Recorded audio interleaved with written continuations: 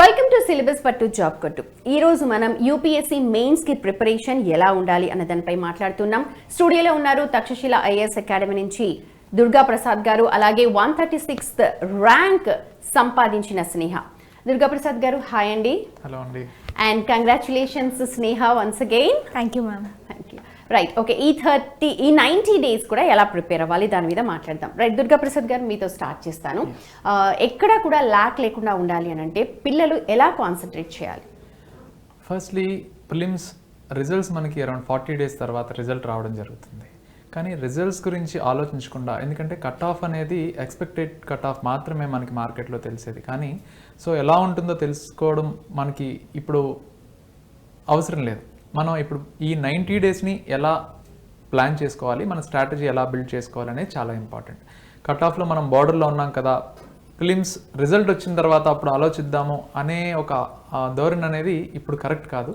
ఈ 90 to 100 days gap ఏదైతే ఉందో దాన్ని చాలా ఎఫెక్టివ్గా యూటిలైజ్ చేసుకోవాలి. అంటే దీని స్ట్రాటజీ మనకి mains examination papers, essay paper నుంచి జనరల్ స్టడీస్ అలాగే ఆప్షనల్, ఈ పేపర్స్ని ఎలా మనం ప్రియారిటైజ్ చేసుకోవాలి, మన కోర్ ఏరియాస్ని, మన స్ట్రెంగ్స్ని ఎలా మనం డివైడ్ చేసుకొని ఎలా వర్క్ చేస్తే బెటర్ మార్క్స్ మనం మెయిన్ స్కోర్ చేసుకోవచ్చు. ఎందుకంటే ఈ mains exam score will be the heart of this మన సెలెక్షన్లో కీ రోల్ ప్లే చేస్తుంది.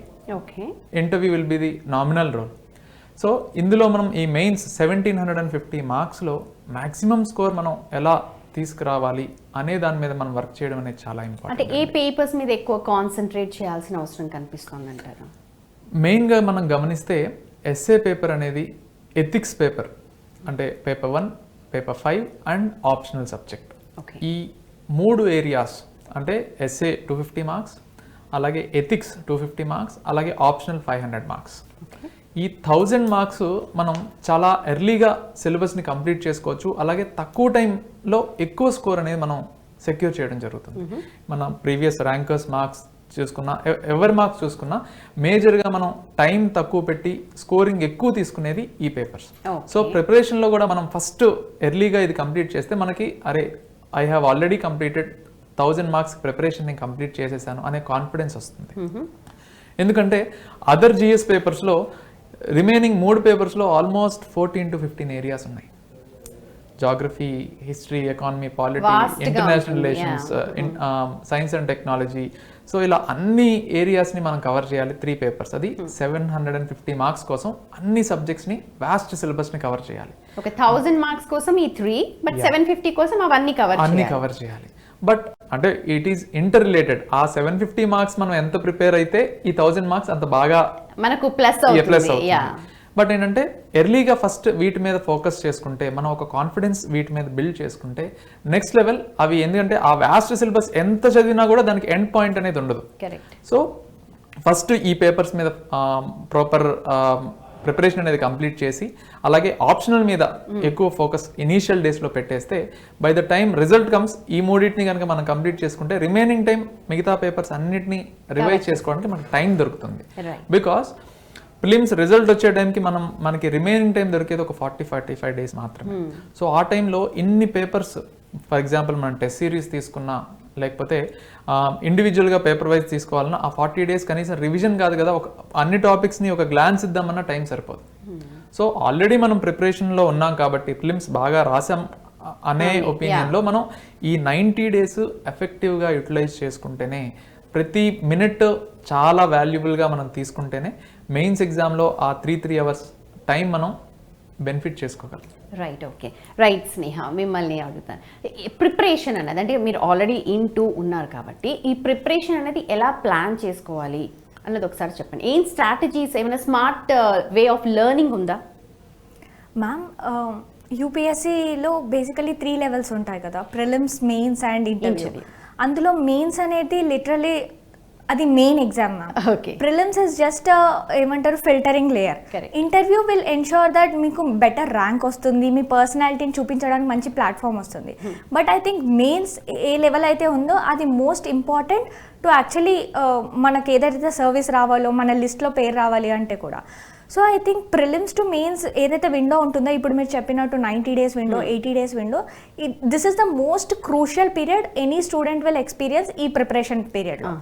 So I think most highest levels of discipline and highest levels of commitment and సిన్సియర్గా 1 minute కూడా like waste చేసుకోకుండా దానికి వాల్యూ ఇస్తూ ఓకే 1 minute కి కూడా వాల్యూ ఇవ్వాలి. లైక్ మనం చదవడానికి పెడుతున్నామా, అది రిలాక్స్ చేయడానికి పెడుతున్నామా, ఆ బ్యాలెన్స్ని రెండింటిని మెయింటైన్ చేస్తూ చేయడం సార్ చెప్పినట్టు చాలా ఇంపార్టెంట్. ఓకే, ఇప్పుడు దుర్గాప్రసాద్ గారు అన్నారు ఈ ఎథిక్స్ అన్నది, ఎస్ఏ అన్నది అండ్ ఆప్షనల్, ఈ 3 ఇంపార్టెంట్. సో ఎథిక్స్ మీద ఎలాగా ఉంటుందో ఒకసారి చెప్పండి. ఎథిక్స్ మీద ma'am actually it is one such paper దేనికైతే మినిమం లెవెల్స్ ఆఫ్ ప్రిపరేషన్ అవసరము. మొత్తం ప్రిపేర్ అవ్వకుండా వెళ్ళమని చెప్పాను, but minimum levels of preparation compared to GS 1, 2 and 3. Okay, so దానికోసం ఎథిక్స్లో ఏదైతే ఉందో ఫస్ట్ మనం అర్థం చేసుకోవాల్సింది ఏంటంటే సిలబస్లో కొన్ని టర్మ్స్ ఉన్నాయి, కొంచెం సిలబస్ మెన్షన్ ఉంది. యాటిట్యూడ్ అనే టర్మినాలజీ మీద కొంచెం గ్రిప్ ఉండాలి. అండ్ దానికి కొంచెం ఈ ఎగ్జాంపుల్స్ రాస్తే ఎథిక్స్లో బెటర్ మార్క్స్ వస్తాయి. అంటే ఇవి ఎథిక్స్ అనేది మన డే టు డే మన లైఫ్ లో ఉన్న భాగమే కాబట్టి I think we can easily relate everything కదా. ఆ క్వశ్చన్కి ఆన్సర్స్ మాత్రం మన పర్సనాలిటీ రిఫ్లెక్ట్ చేస్తూ మనం ఈ సిచ్యువేషన్లో ఉంటే ఎలా బిహేవ్ చేస్తామన్న అది ఆలోచించే రాస్తాము. కెన్ ఐ క్రాస్, ఎలాంటి క్వశ్చన్ వచ్చింది మీకు and how did you present yourself? Like ఏదైనా కాన్ఫ్లిక్ట్ ఆఫ్ ఒక కేస్ స్టడీస్ ఉంటాయి మ్యామ్. సో మన ఆల్రెడీ ఒక డిస్ట్రిక్ట్ మెజిస్ట్రేట్ అయినప్పుడు ఒక కాన్ఫ్లిక్ట్ ఆఫ్ ఇంట్రెస్ట్ ఉంటే, లైక్ ఏదైనా పొలిటికల్ ఇన్ఫ్లుయెన్స్ ఉంటే will you stand your ground, integrity, like corruption ఇస్తుంటే how will you ensure that ఆ ఆర్గనైజేషన్ ప్రిన్సిపల్స్ని అప్హోల్డ్ చేస్తాం అండ్ ఎఫిషియెంట్గా ఉంటాం without being corrupt. So how will you balance all these things అనేది రియల్ లైఫ్లో మనం ఫేస్ చేయాల్సింది ఉంటుంది. అదే థింగ్ ఎగ్జామ్లో కేస్ స్టడీ ఫామ్లో ఇస్తారు. సో అది జనరల్, అది మన పర్సనాలిటీని రిఫ్లెక్ట్ చేస్తూ రాస్తాం. But what is required is ఎంత న్యూయాన్స్డ్గా రాస్తాం, ఎంత క్రిస్ప్గా రాస్తాం. And what is important in ethics is time management. ఈ అన్ని పేపర్స్లో కంటే ఎథిక్స్ పేపర్ కంప్లీట్ చేయడం కొంచెం బిట్ డిఫికల్ట్గా ఉంటుంది. Time taking. సో నేను దానికి time taking so number of words compare to GS 1 and 2 and 3 ఎథిక్స్లో రాయడం ఎక్కువగా ఉంటుంది. కేస్ స్టడీస్ కూడా 20 మార్కర్స్ ఉంటాయి. So there are 4 pages 5 pages up to which మనం కేస్ స్టడీ డీటెయిల్డ్గా రాయాలి. సో ఇలా ఎక్కువ వర్డ్స్ రాయాల్సింది ఉంటుంది కాబట్టి ఎథిక్స్ కొంచెం టైం టేకింగ్ ఉంటుంది. So what as an aspirant you have to do is ఆ ప్రాబ్లమ్ని ఎలా ట్యాకిల్ చేయాలంటే right more number of test. Ethics test ముందు రాయండి. 10 minutes 15 minutes ఆల్రెడీ ఇంట్లో కూర్చున్నప్పుడు రాస్తే ఎక్కువ అవుతుంటే maybe you should work on that. So next time రాసినప్పుడు గెట్ ఇట్ టు 5 minutes. ఇంకా థర్డ్ టెస్ట్ రాసినప్పుడు, ఫోర్త్ టెస్ట్ రాసినప్పుడు get it on time. And particular టర్మినాలజీని యూజ్ చేస్తూ రాయాలి. సో ప్రతి definition, so there is this terminology. Compassion అంటే ఏంటి అని డైరెక్ట్గా ఎథిక్స్లో క్వశ్చన్ రావచ్చు. ఆర్ ఎమోషనల్ ఇంటెలిజెన్స్ అంటే ఏంటి అని క్వశ్చన్ రావచ్చు. అది మనకు తెలిసిందే, డైలీ జరిగేదే. బట్ దాన్ని మనకు అర్థమైన దాన్ని ఎంత క్లియర్గా, ఎంత క్రిస్ప్గా మనం ప్రజెంట్ చేస్తున్నాం ఎగ్జామ్లో అన్నది చాలా ఇంపార్టెంట్. సో బిఫోర్ హ్యాండ్ మీరు మీ నోట్స్లో ఆ టర్మ్స్ని అర్థం చేసుకొని from Google, from different sources, దాన్ని మీ హ్యాండ్తో లైక్ మీరు రాసుకుంటే క్రిస్ప్గా మీ ఓన్ అండర్స్టాండింగ్లో మీరు ఎగ్జామ్లో ఇన్ బెటర్ టైం మేనేజ్మెంట్తో ప్రజెంట్ చేయగలరు. అండ్ యాడ్ ఇట్ దాంతో పాటు ఎగ్జాంపుల్స్ మీ లైఫ్లో కంపాషనేట్గా ఏ ఇన్స్టెన్స్లో ఉన్నారు, ఎమోషనల్ ఇంటెలిజెన్స్ ఏ ఇన్స్టెంట్లో చూపించారు, great examples of from great leaders, కొన్ని హ్యాండీగా ముందు ఆలోచించి పెట్టుకుంటే it will be helpful in the exam. Okay, right. Okay, essay writing importance ఏంటి, ఎలాగ ఫ్రేమ్స్ చేయాలి, అంటే ఏమైనా క్యాప్షన్స్తో స్టార్ట్ చేయాలా, హౌ టు స్టార్ట్ అసలు essay? Ma'am ethics and essay paper ఈ సమ్వేర్ మన పర్సనాలిటీ రిఫ్లెక్ట్ అవుతుంది. అది ఎథిక్స్ లాగానే మినిమం ప్రిపరేషన్ ఉంటుంది. And it depends on our writing skills and the way we are able to express ourselves. So essay మీరు అడిగినట్టు start చేయడానికి there are different methods. Anudeep Durishetty sir essay strategy నేను కొంచెం follow అవ్వడం జరిగింది along with other toppers. So essay start చేయడం ఎలా అంటే, ఇప్పుడు సపోజ్ ఏదైనా మనం ఇంట్రడక్షన్ షో చూసినా లైక్ మనం ఏం ఎక్స్పెక్ట్ చేస్తాం స్టార్టింగ్లో ఇంట్రడక్షన్. సో కొంచెం క్యాచీగా ఉంటే, కొంచెం like unique, exactly that will ensure that మన essay whoever is reading it మంచి కాన్సన్ట్రేషన్తో చదువుతారు. So either it can be some ఏదైనా షార్ట్ స్టోరీ అన్నా relevant to the topic, or it can be some data figure అన్నా which is చాలా యూనిక్గా ఉన్న data figure which is very surprising అలా అయినా, లేకపోతే ఏదైనా ఎగ్జాంపుల్ అయినా, or with any quote or with any definition will serve the purpose. So that will ensure కి చదివే వాళ్ళకి ఇంట్రెస్ట్ వస్తుంది. They know that you are writing a sensible essay, ఈ persons paper requires some attention అనేది వాళ్ళకి ముందే తెలియజేస్తే it will be interest create చేయాలి, అవతల వాళ్ళకి ఇంట్రెస్ట్ క్రియేట్ చేయాలి బేసికల్ గా. ఓకే, మీరు మీ ఎస్సేస్ అన్ని ఆల్రెడీ పోర్టల్లో అప్లోడ్ చేశారా? You have to. అంటే ఒకవేళ చేసి ఉంటే నేను అడుగుదాం అనుకున్నాను, మీరు ఎలా ప్రెజెంట్ చేశారు, మీది ఆల్రెడీ ఉంటే ఏంటి అని చెప్పి. కెన్ యూ జస్ట్ టెల్, అంటే మీరు ఏం ఎస్సే రాశారు? Do you remember? Can you just quote? ఈ ఎగ్జామ్లో కాదు మ్యామ్, ముందు మాక్ టెస్ట్ సిరీస్లో రాసింది గుర్తొస్తుంది. సో అనెక్డోట్ అది కొన్ని ప్రిపేర్ అవ్వచ్చు మ్యామ్ ముందు, but there are some instances where topic ఎలా ఉంటుంది అంటే ఆన్ ద స్పాట్ మనం ఆలోచించాలి. ఇంత లైక్ ఇన్ని years of experience of life ఎక్స్పీరియన్స్ని యూజ్ చేసి మనం మన షార్ట్ స్టోరీస్ ఏవైనా థింక్ చేయొచ్చు. ఈసారి ఎగ్జామ్లో వచ్చిన దానికి నేనైతే ఒక బుద్ధ గురించి ఒక షార్ట్ స్టోరీ విన్నాను. లైక్ వాట్ ఎవర్ ఒకసారి ఒక అతను డిసైపుల్ వచ్చి బుద్ధకి అగెయిన్స్ట్ గా తిడుతూ ఉంటే లైక్ లార్డ్ బుద్ధ ఏమంటారంటే, నేను ఇవన్నీ తీసుకోవట్లేను, you have given me a gift, I'm not taking it. So ఏవైతే అబ్యూజివ్ వర్డ్స్ ఉన్నాయో it will remain with you. So it is that sense of calm and composure that is required in life. So ఈ స్టోరీని నేను టాపిక్తో link చేసి రాయడం జరిగింది. అది ప్రిపరేషన్ కాదు, ఆ మినిట్లో మీకు థాట్ వచ్చింది, ఆ థాట్ని మీరు అక్కడ పేపర్ మీద పెట్టారు. అది సో ఇది 2 వేస్లో ప్రిపరేషన్ ఉంటుంది. ఈదర్ మనం ఫస్ట్ కొన్ని షార్ట్ స్టోరీస్ ప్రిపేర్ అవ్వచ్చు, లింక్ చేయొచ్చు, or second level is where మనం ప్రతి టాపిక్కి మన రైటింగ్ స్కిల్స్ని ఇంప్రూవ్ చేసుకోవడం. సో మనం మల్టిపుల్ ఎస్సేస్ రాసినప్పుడు ఏమవుతుంది అంటే ఆ టాపిక్ గురించి, ఏదైనా టాపిక్ గురించి స్పాంటేనియస్గా అనెక్డోట్ థింక్ చేయడం, డేటా ఫిగర్ థింక్ చేయడం, ఎగ్జాంపుల్స్ థింక్ చేయడం అలవాటు అయిపోతుంది. ఇట్స్ ఎ న్యాచురల్ యాక్ట్ అవుతుంది. మనకున్న లైఫ్ ఎక్స్పీరియన్స్ నుంచి ఆటోమేటిక్గా ఒక స్టోరీ వచ్చేస్తుంది అనమాట. So it is essential to practice number of essays before hand to exam. Okay, right. Durga Prasad గారు, ఇప్పుడు స్నేహ చెప్పినట్టు ప్రాక్టీస్, రైట్, కరెక్టే. కానీ ఆ ప్రాక్టీస్ అన్నది ఏ లెవెల్ వరకు ఉండాలి? మనం కరెక్ట్గా ఉన్నాము, ఎట్ పార్ ఉన్నాము అని మనకి ఎలా చెక్ చేసుకోవాలి? ఖచ్చితంగా ఈ 3 monthsలో కూడా మనకి మెంటరింగ్ అనేది చాలా అవసరం అండి. మీరు కోచింగ్ అంటారా, గైడెన్స్ అంటారా, రకరకాల టర్మ్స్ మీరు ఏదైనా తీసుకోండి, కానీ నేను ఆన్సర్స్ ఎలా రాస్తున్నాను, నేను ఆల్మోస్ట్ ఈ 7 పేపర్స్లో 7 into 20 140 ఆన్సర్స్ రాయాలి. సో ఈ 140 ఆన్సర్స్ ఎంత స్పీడ్గా రాయాలి, ప్రతి 3 hours 20 ఆన్సర్స్ రాయాలి, 15 to 20 ఆన్సర్స్ రాయాల్సి ఉంటుంది. సో ఎలా నేను టైం మేనేజ్మెంట్ చేస్తున్నాను అనేది ఒక టెస్ట్ సిరీస్, ఒక ప్రొడక్టివ్గా నా టైంని యూటిలైజ్ చేసుకుంటూ రియల్ ఎగ్జామ్లో ఎలాగైతే రాస్తానో, ఎంత సీరియస్గా అయితే నా రిసోర్సెస్ అన్నీ, నా మైండ్ మొత్తం అంతా యూటిలైజ్ చేసి రాస్తానో, ప్రాక్టీస్ టెస్ట్లో కూడా అదే మనం అలవాటు చేసుకుంటే మనం రియల్ ఎగ్జామ్లో కరెక్ట్గా చేయగలుగుతానా లేదా, ఎక్కడ నేను రెక్టిఫై చేసుకోవాలి అనేది తెలుస్తుంది. అలాగే మనం రాసిన ఆన్సర్లో ఏవి ల్యాగ్స్ ఉన్నాయి. సో మనకు ఒక పియర్ గ్రూప్ ఆల్రెడీ ఉంటుంది కాబట్టి, లేకపోతే మన ఇప్పుడు టెస్ట్ సిరీస్ రాసే వాళ్ళు బెటర్ ఆన్సర్స్ని తీసుకోవడం కానీ చూస్తే, నా కాంపిటీటర్స్ ఎవరైతే ఉన్నారో వాళ్ళందరూ ఎలా రాస్తున్నారు, ఓకే ఈ క్వశ్చన్కి అరే నా పక్కనే ఉన్న అబ్బాయి ఇంత రిలవెంట్ ఎగ్జాంపుల్ ఇచ్చాడు, ఓకే నెక్స్ట్ టైం నేను దీన్ని అలవాటు చేసుకోవాలి. సో అలా కొంచెం ఇన్స్పైర్ అవుతూ ఉంటే, వేరే వాళ్ళ ఆన్సర్స్ని కొంచెం చూస్తూ ఉంటే మనకు కొంచెం అలవాటు, జస్ట్ ఒక 4 to 5 daysలో we will get on common లెవెల్కి వచ్చేస్తాం, ఎక్కడైతే మనం ల్యాగ్స్ ఉన్నాయో. సో వాటిని ఇంప్రూవ్ చేసుకుంటూ మన నెక్స్ట్ లెవెల్ వెళ్ళడం అనేది చాలా ఇంపార్టెంట్. దానికి ప్రాపర్ రిసోర్స్ పర్సన్స్ గైడెన్స్ అనేది చాలా ఇంపార్టెంట్. అది ఫర్ ఎగ్జాంపుల్ ఆల్రెడీ ఇప్పుడు సర్వీస్లోకి వచ్చారు, వీళ్ళు ఎంతో, అది 1 year ప్రిపరేషన్ కాదు, 4 to 5 years, 6 to 7 years of hard work ఉంది.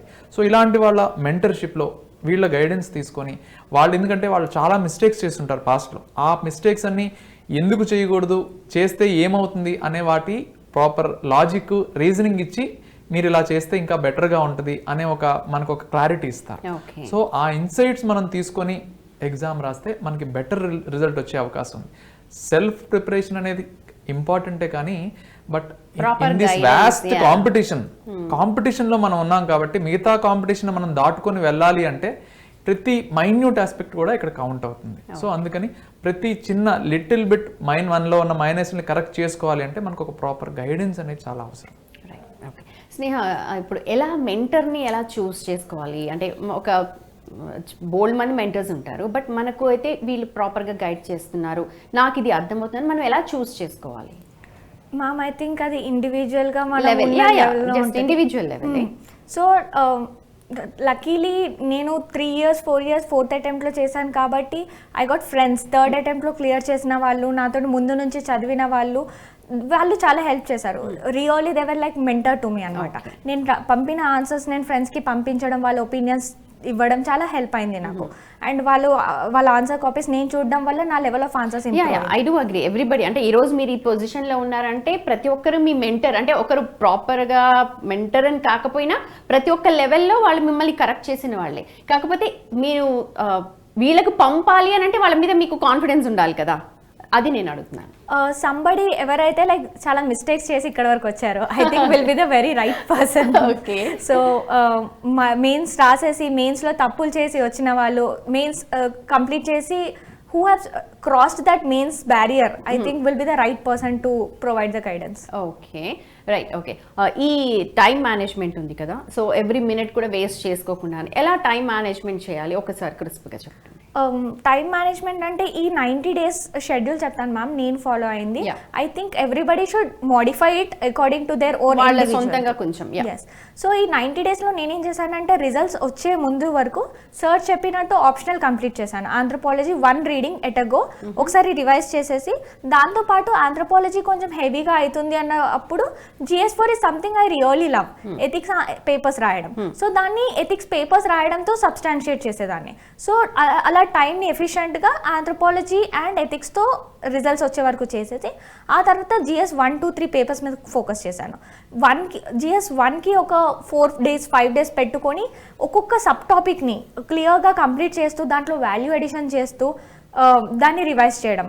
అండ్ GS 2 and 3ని కూడా ఒక 3 days 4 days పెట్టుకొని అలా around about 15 daysలో GS topics complete చేసుకోవడం.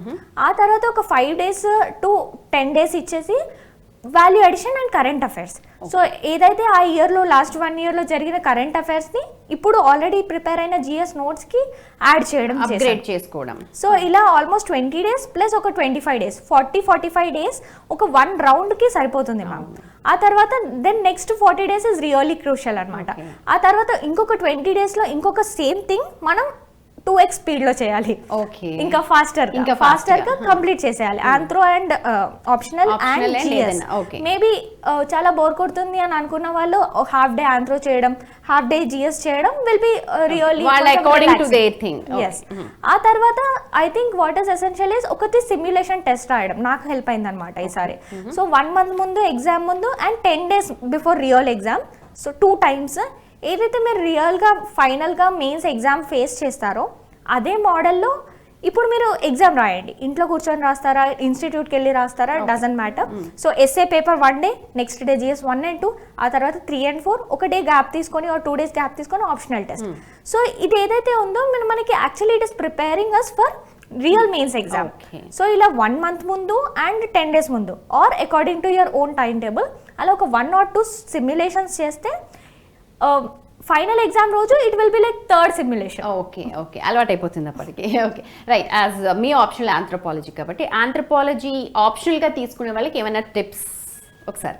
Anthropology 1 good thing about anthropology is resources available ఉన్నాయండి. లైక్ అన్ని రిసోర్సెస్ ఫ్రీగా ఆన్లైన్లో అవైలబుల్ ఉన్నాయి PDF ఫామ్లో.